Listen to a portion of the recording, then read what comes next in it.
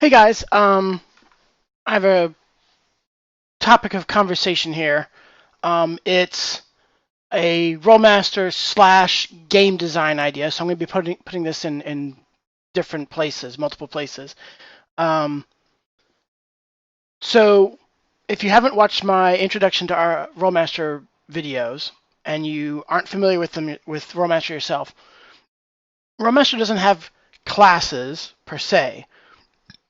Excuse me. They have what they call professions, which I think is a really unfortunate name. It's probably archetype or oh, Ribbit gave me a great word for it the other day, and now I forgot. But um, so what it is every skill can learn any, or every class, if you would, profession can learn any skill. But because it's a skill point system, what changes is the amount of points it takes to learn a skill. So the idea behind being a fighter is that it costs you less points, i.e., it's easier and quicker for you to learn martial arts and to build up your body and to do physical things. And spells are just really alien to you. Magic is really alien to you. Whereas if you're, say, the magician or the cleric or whatever, that stuff is easy. Whereas picking up a sword and learning how to do it in any real effective way and to parry and whatnot is really difficult for you to learn. And then all the variations in between and off on the side and whatnot, right? So now we've got that put down. Um, so the question the thought I had was that if you look at, say, um, the cleric, um, who is a divine spellcaster, and they're a primary spellcaster, they're full casters, so learning spells is cheaper for them. Um, I said cleric, that's a bad example. Healers, or lay healers, which are both present in Rolemaster. Um, their spell costs are cheap, as are their medical skills. Okay? The pure essence spellcaster profession illusionist, which has illusion-based spell lists, also has a really cheap cost for performance arts, and subterfuge and composition.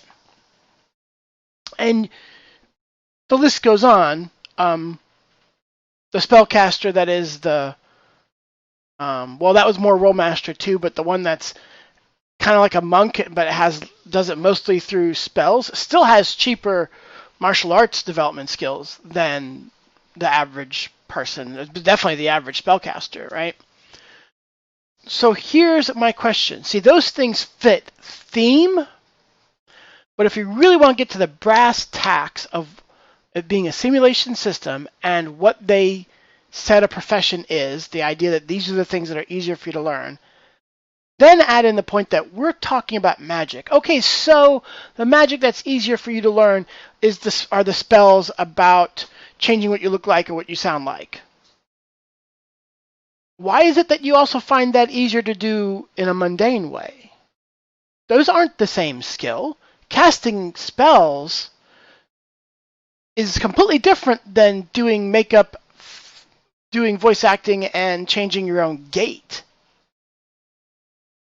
Casting the spells, learning how to cast spells that happen to heal people, is completely different than understanding anatomy, performing first aid, and maybe even doing surgery on people.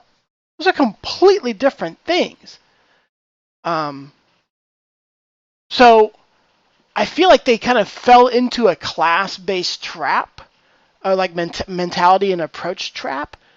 Um, or maybe just saying, well, you're going to take this role in the party. You're the healer, and especially in older Rollemasters, not so much Rolemaster Unified, but like a Rolemaster 2, Rolemaster Standard system. You're not going to have necessarily the spell points to do what you need to do, or maybe you don't even know the spells. So you might need the mundane ways of performing your role. But that doesn't follow necessarily with the idea that the mindset, the natural mindset that finds it easier to act also finds it easier to cast the spells that mimic. Like, those two things are not, they're only correlated in a role. Like if you're looking at a game or you're looking at roles, ROLES. But if you're just looking at what's the natural neurological mapping of your brain and grouping people into archetypes, maybe that's not the case. Maybe someone who finds martial arts really easy to do also finds healing spells really easy to do. Maybe someone who finds figuring out how to throw fireballs magically also finds working with animals easy instead of it having to be the Beastmaster class or the Druid class, profession, whatever. So I don't know. That was just a thought I had. So for the Rolemaster folks, it's kind of like, have you ever thought about that? Maybe you just like me for the last 20 years, just like kind of went right into role and theme and just ran with it.